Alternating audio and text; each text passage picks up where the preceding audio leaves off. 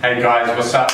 Welcome back to another Chat Whiteboard Wednesday. This week we're going to be talking through live chat KPIs, key performance indicators that you should be looking for, you should be benchmarking yourself or your supplier against, and also if you're thinking about chat, maybe give you some ideas as to what kind of performance indicators you should be looking for and expecting. So without further ado, let's get into it. So this week we've got three sections for you under this: engagement, performance, and quality. So, statement of the obvious time, alert, engagement is critical. If you're going to drive any sort of value from your chat program, be it for sales or be it for service or be it for both, you have to be actually having some chats with people. So, I told you it's an obvious statement. So, engagement is key. Run through some metrics here. First and foremost is your overall engagement. Now, what this means is if you take the number of chats you're doing, divided by the number of users on your site over the same time period and express that as a percentage, that will give you your overall engagement rate. We normally look for something between 2 and 5% in this kind of particular statistic. Now, worth bearing a few things in mind here. One is that proactives are your key to changing your engagement rate. And we've got another video on the channel about proactives if you want to go and check that out. So if you want to drive your engagement rate up, then you need to look at your proactive strategy, your proactive approach. If you put reactive on, you will naturally get something in this region or potentially lower as well, okay? So the other thing to bear in mind is engagement rate with who. So if you're looking at using chat for a specific objective, let's say you're looking at driving sales, but you also have a big influx of existing customers coming there who might be using the channel for support, something we've seen a lot as well. You want to be making sure that you're driving engagement with the right subset of your users. So if you've got 100,000 users coming to your site and 50,000 of those are potential sales customers, then you want to be really looking at your engagement rate with the sales portion of that as well if possible. Moving on, proactives. A lot of people don't really think about this, but just like any kind of, digital channel, you need to be looking at things like the equivalent of a click-through rate. And the same thing when it comes to proactive invites. So if you're serving or showing hundreds and hundreds and hundreds of these and no one's coming in and chatting with you, then it looks like there's a problem. So we would normally look at an acceptance rate, meaning the proactive shows someone clicks chat and comes through to a chat of about 15% of people seeing that invite to actually becoming a live chat conversation. You can know this by looking at your timing, by looking at your triggers, and also by looking at your copy as well. So if you're going for a really broad brush approach, come on the site, is there anything I can help you with today, then you may well see potentially a higher acceptance rate on this, but probably the quality is going to be a bit off. You want to be targeting more specifically based on some behaviors. And again, check out the proactive video if you want to know a bit more on that. Chat duration. This is something we actually benchmark our agents on because we want them to engage naturally and have a natural conversation. Sometimes that takes 30 minutes and sometimes it takes 5. But on average, we see our chats lasting about 10 minutes. They've been 8 minutes, they've been 12 minutes, resting at about 10 minutes at the moment.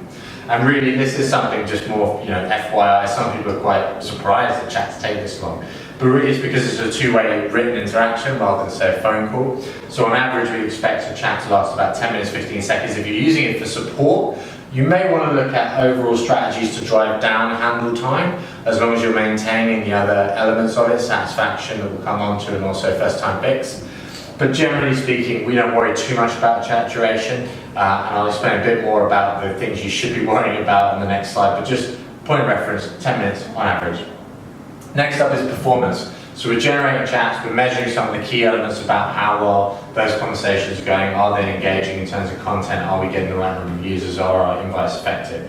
Now we're looking at performance. This is 3 sections: lead-based businesses, e-commerce-based businesses, and service businesses. So first up, from a sales perspective, if you're selling something that is an offline transaction, maybe property, maybe automotive, maybe travel, maybe professional services, then you're probably going to be looking at chat as a lead generator if you're doing it from a sales perspective. If so, you want to make sure really as a minimum that you're trying to convert 1 in every 3 conversations, so about 33%. We tend to sit in a range of about 35 to 50%. We've got people up at 66%, we've got people down at about 25%, and there is a natural reason for that. Part of that is the quality of the traffic that's coming to your site. Okay, if you're starting with low quality, then you're going to get low quality results from that. And the other part of it is also the industry you're in. We see a lot of variance in terms of different industries and how effective they are, how easy it is to generate leads for them in chat. But generally speaking, if you're in your 30 to 50%, it's a good thing. The other thing to bear in mind is not all leads are created equal, which brings me on to my second point. You want to be looking at and considering and understanding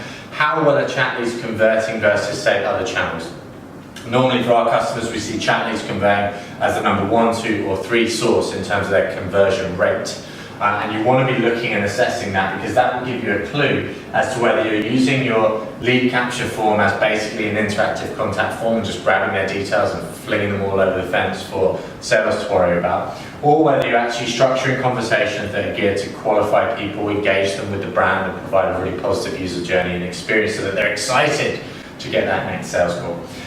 E-commerce wise, you probably have read and seen, and I see this a lot, stats coming saying, live chat converts around 25%, 30%, these kind of numbers in e-commerce, and that is true, that is possible. The reason why I put 10 to 25% is, in our experience, a more accurate representation is to take a multiplier of your current site's conversion rate. If your site is converting low, let's say 0.4, maybe in the high value marketplace, 0.4, 0.3, 0.2, whatever, then it's going to be much more likely that you'll find a multiple of that number as being your chat conversion rate, and that multiple being somewhere between 5 to 15%. So if your site is converting at, say, 0.5%, it's relatively unrealistic to then expect chat to still convert at 25%. So just bear that in mind. Multiply 5 to 15% of your current site conversion rate, and on average that'll probably land you in the 10 to 25% chat conversion rate, okay? Average order values, you should see these increase with chat, especially if you've got good products to cross and upsell. Generally speaking, we want to look at about a 20% increase in chat purchases versus non-chat purchases if there's that product range, that product availability, and its ability to upsell, cross-sell, add-ons and other stuff like that.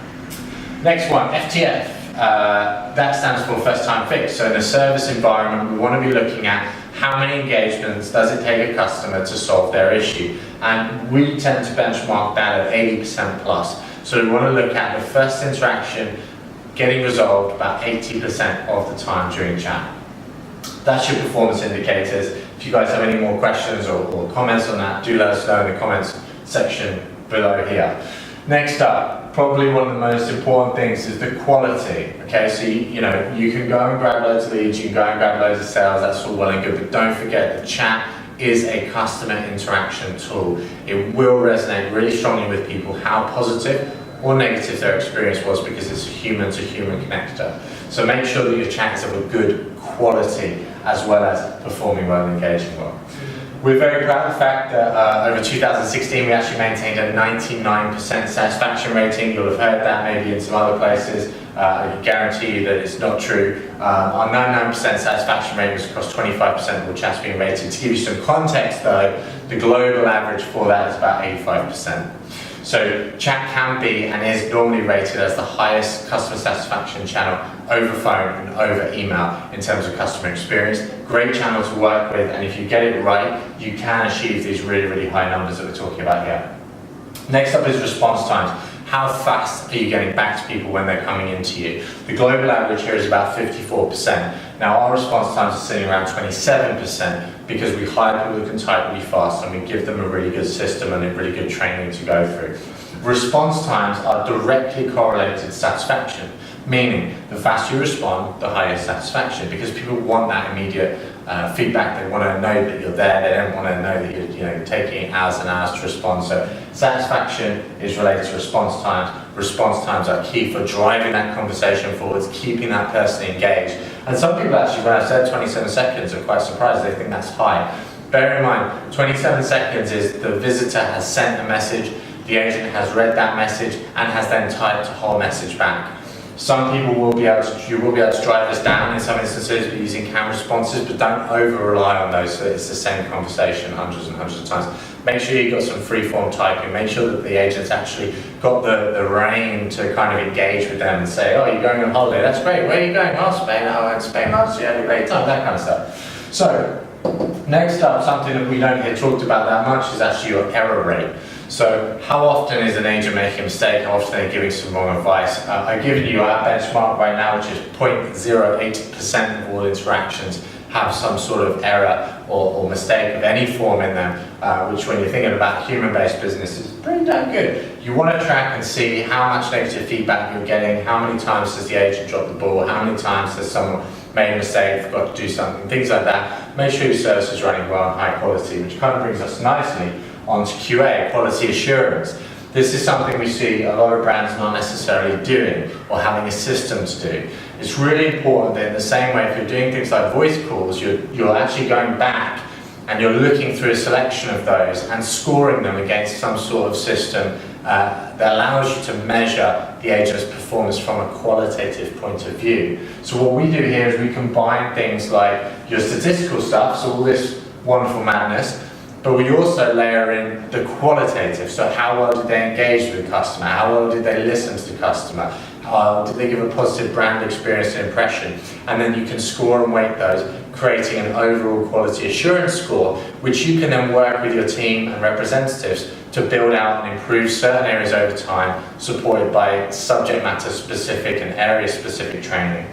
So if you don't have a QA system, and you're doing chat, be happy to talk you through, show you how we run that, just give you some ideas for your own. If you're thinking of doing chat, make sure you have one, and make sure you're taking all these things into consideration. And as always, questions or comments, stick them in the box below. Feel free to get in touch directly. And don't forget to subscribe again somewhere on the bottom of this particular video. Thank you so much for watching, guys. Hope you enjoyed that. That's another Whiteboard Wednesdays. See you soon.